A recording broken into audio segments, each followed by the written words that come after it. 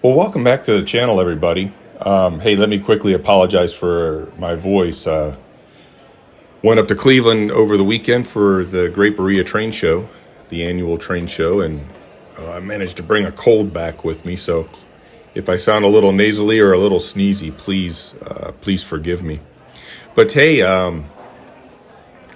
doing a little bit different take on this train show. I just really straight, like right out of the gate. Came away a little bit disappointed, and I'll explain to you in a minute here why I think that is.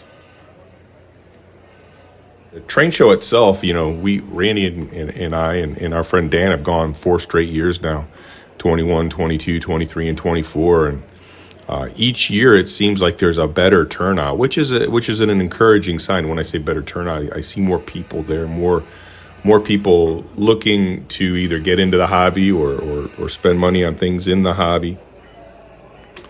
But over the last 3 train shows that I've gone to, and these are all at different locations,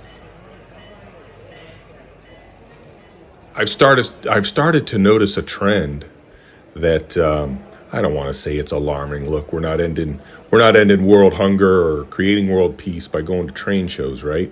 But it troubles me a little bit in that what you're not seeing here is I'm pretty much showing you some of the club layouts and things like that I thought were pretty cool. What you're not seeing is the stuff that's for sale, and there's a reason for that.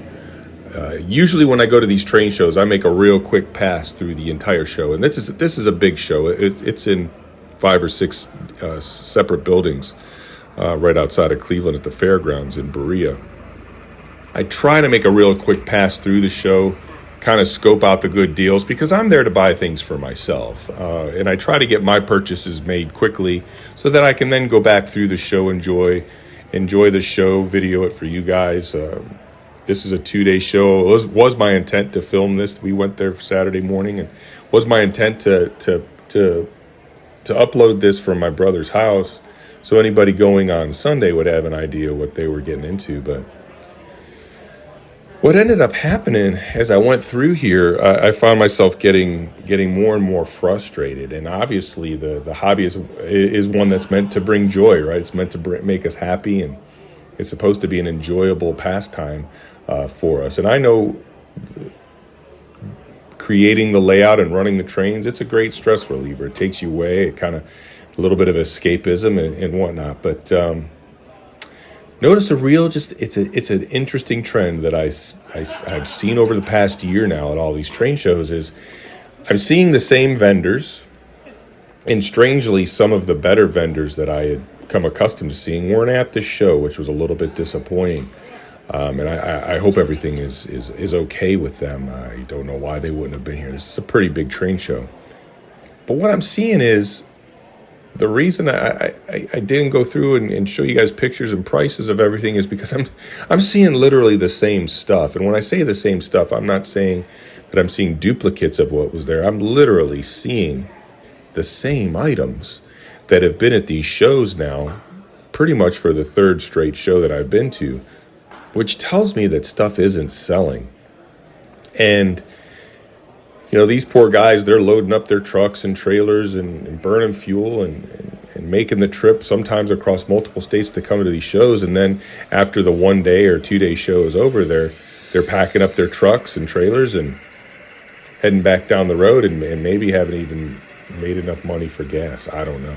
There's an overhead associated with all this stuff. And a lot of these guys that set up displays, they're moving a lot of inventory every time they do this. But I buy most of my items secondhand. This doesn't necessarily apply to the hobby shops. There's a lot of hobby shops that come to these shows and they have brand new inventory. And I understand, hey, retail is retail. If you want to give a discount on that retail, so be it. But I've seen literally the same locomotives, the same rolling stock, and frankly, on a diminishing basis in terms of availability.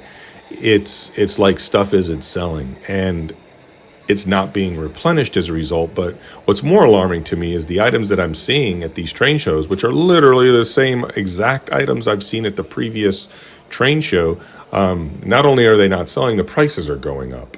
So we're coming to a point, at least it feels like we're coming to a point where the retailers of this stuff are either going to have to make a decision to sell off some of their stuff and maybe break even or take a slight loss on it just so they can replenish it and get some fresh inventory into the hopper for their patrons. Or they're going to just keep running the prices up higher and higher every show when stuff doesn't sell to cover their costs. And I'm not criticizing them either way. It's just, when I come to these shows, I'm looking for a good deal on a locomotive, or I'll pay decent money for something that's very rare and unique and I've been looking for. Freight cars, I own a lot of freight cars. Randy owns a lot of freight cars, and I don't generally buy freight cars brand new. I buy them secondhand. Weaver freight cars, I'm trying to find those things in the $10 price range. MTH, Premier, Lionel, modern era scale size freight cars. I might stretch a little bit on something that's real unique or diecast or obviously if it has electronics or something that's different. But, I'm trying not to spend more than $15 to $25 on freight cars. And which is why I buy a lot of my stuff from auctions. But even the auction prices have gotten a little strange lately. They've seemed to be getting higher. And this is for stuff that's not getting older or not getting newer. It's getting older. It's obviously gathering age as time passes. And maybe it's because the manufacturers aren't putting out as much new items anymore. Although when I visit Stockyard Express, when I visit Uncle Ray's Trains, when I visit the various train stores, they don't seem to be short on inventory. So I don't know what's going on. I mentioned many times during this show how disappointed I was to Randy, and finally he basically told me to knock it off because I was starting to neg him out. And last thing I want to do is be negative. So that's why I'm basically showing you this video of some of the wonderful club layouts that were there. I was finding myself getting more and more frustrated as I was videotaping recording the different vendors' tables and seeing the same items and seeing the prices going up. I didn't feel like that was going to be something that was going to benefit you as a viewer.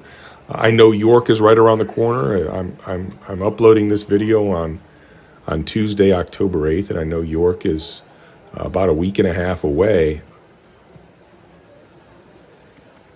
And I really hope that the people that attend York have a great time. And if it's your intent to go there to buy stuff, I hope you find great deals. For those going to sell items, I hope you price them fairly so that the market can, obviously reward you for your fair pricing. I don't think anybody benefits from these shows when folks are just showing up to unbox everything and just have it sit there. Specifically in this exact building that we're looking at, which I think is the E is an Echo Hall. There was one gentleman that had a table, and he had a Rail King, a MTH Rail King Protosound 2, 3-volt Arrow Protosound 2 unit that was priced at $139. That was the only good deal I saw on the entire train show, at least relative to what I was looking for.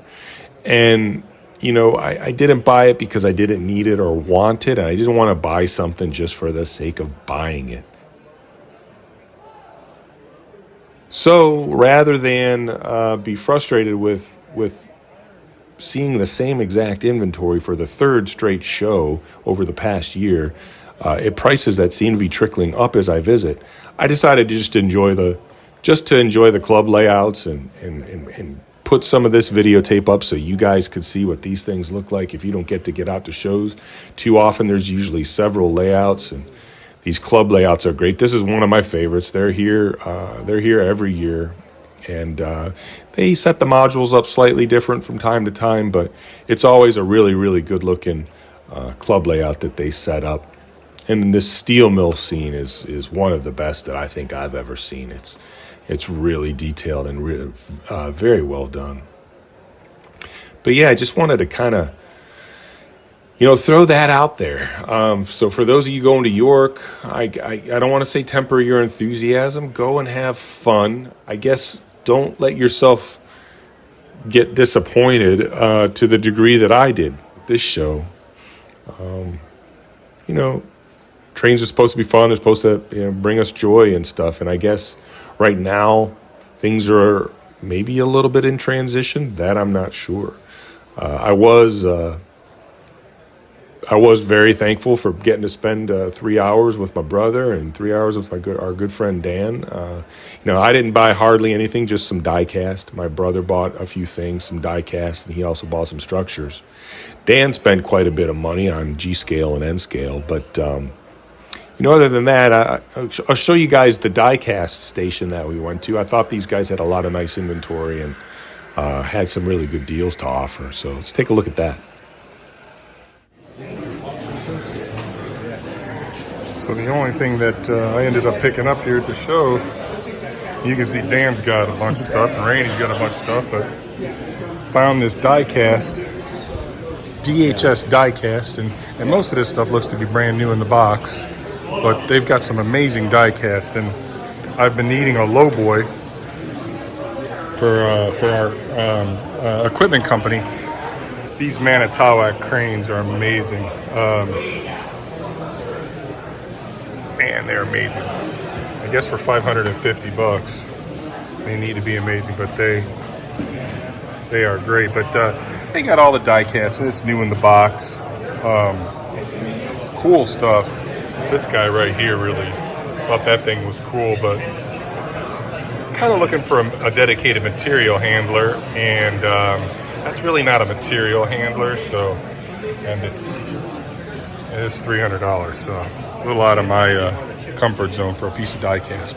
The cool stuff all the way around. Like I said, new in the box. I found a lowboy and a tractor for just about $100, which I thought was a really smoking good deal. They do have 143rd, 150th. They have 187th, and they got some 164th, and then they got some used stuff over here.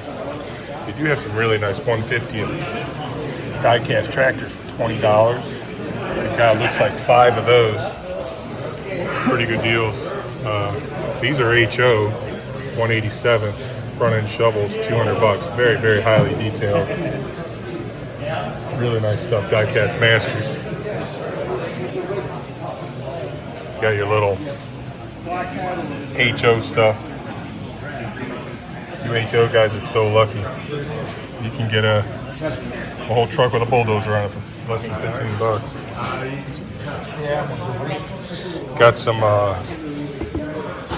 164th D11 here. 164th is $30,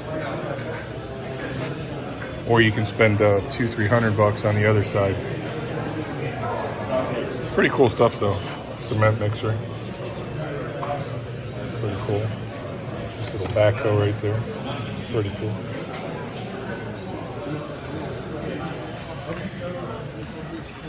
That's pretty cool.